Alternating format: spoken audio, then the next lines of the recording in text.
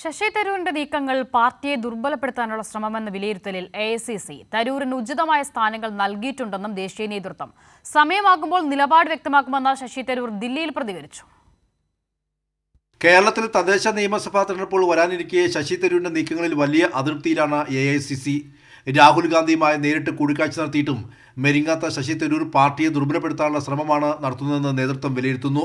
പാർട്ടിയിൽ പരിഗണന ലഭിക്കുന്നില്ലെന്ന ശശി തരൂരിന്റെ വാദങ്ങളും ഹൈക്കമാൻഡ് തള്ളി. ഇത്തരം പ്രചാരണം തെറ്റിദ്ധരിപ്പിക്കുന്നതും അടിസ്ഥാനരഹിതവുമാണ്. തരൂരിന് ഉചിതമായ സ്ഥാനങ്ങൾ നൽകിയിട്ടുണ്ടെന്നാണ് AICC നേതാക്കൾ നൽകുന്ന വിശദീകരണം. തരൂർ സംഘടനാ തലത്തിൽ നിന്നും വളർന്നു വന്ന നേതാവല്ലെന്നും അതിനാൽ ഒരു വടക്കൻ സംസ്ഥാനങ്ങളിലും അദ്ദേഹത്തെ പാർട്ടിയുടെ ചുമതല ഏൽപ്പിക്കാൻ കഴിയില്ലെന്നും നേതൃത്വം വ്യക്തമാക്കുന്നു.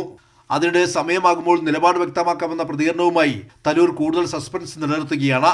26-ന് പോഡ്കാസ്റ്റിന് ശേഷം കാര്യങ്ങൾ വ്യക്തമാക്കുമെന്നും തരൂർ ദില്ലിയിൽ പറഞ്ഞു. നിങ്ങളോട് സംസാരിക്കാൻ എനിക്കൊരു മടിയുമില്ല, സമയം വരുമ്പോൾ സംസാരിക്കും. അതേസമയം ദില്ലിയിലെത്തിയ ശശി തരൂരിന്റെ നീക്കങ്ങൾ ശ്രദ്ധയോടെയാണ് ഹൈക്കമാൻഡ് നിരീക്ഷിക്കുന്നത്.